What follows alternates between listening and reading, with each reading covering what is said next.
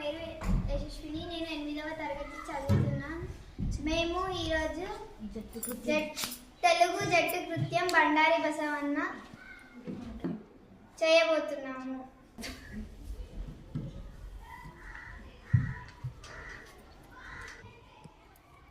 రాజాతి రాజా రాజ మార్తాండ విద్యాధరి మహారాజు వచ్చేస్తున్నాడు.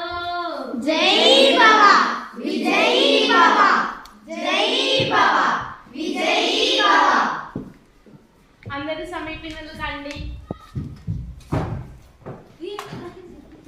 మహారాజా మన సేనాధిపతి బండారి బసవన్న కోశాగారంలో ఉన్న బంగారు నాణాలన్నీ జంగమయ్యకు ఇచ్చాడయ్యా.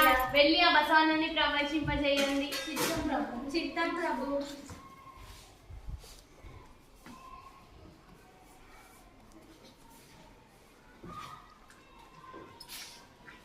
ప్రణామాలు. మా ధనాన్ని అప్పగించిపోవడంలో నీ తప్పేమీ లేదు.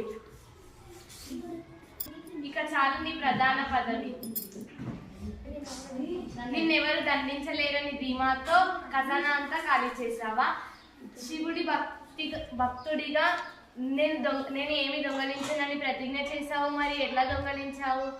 పరమశివుని పట్ల భక్తి అనే కల్పవృక్షం మాకు అండగా ఉండగా, శంకరునిపై భక్తి అనే బంగారు పర్వతం మేరు పర్వతం నా ఆధీనంలో ఉండగా, పరమేశ్వరుని భక్తి అనే చింతామణి నా చింతగా ఉండగా, శంభుని భక్తి అనే కామధేను నన్ను కనిపెట్టి ఉండగా, నా వంటి భక్తులు ఇతరులు ధనాన్ని ఆశిస్తారా? సింహమేకనైన గడ్డి మేస్తుందా? పాల సముద్రాన్ని పీడించే హంస మడుగు నీరు తాగుతుందా? మామిడి పండ్లను తినే చిలుక 3 చెట్టు పండ్లను తింటుందా? తామర పూల సుగంధంలో విహరించే తుమ్మెద ఉమ్మెత పూల కోసం పరుగులు తీస్తుందా?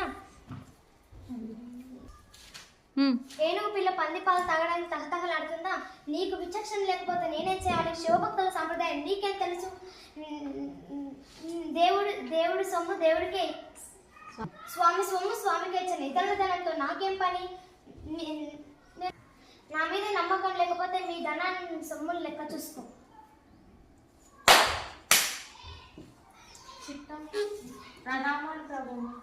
భటులారా, కోశాగారంలో ఉన్న ధనాన్ని సరిచూసి ఇక్కడికి తీసుకురండి.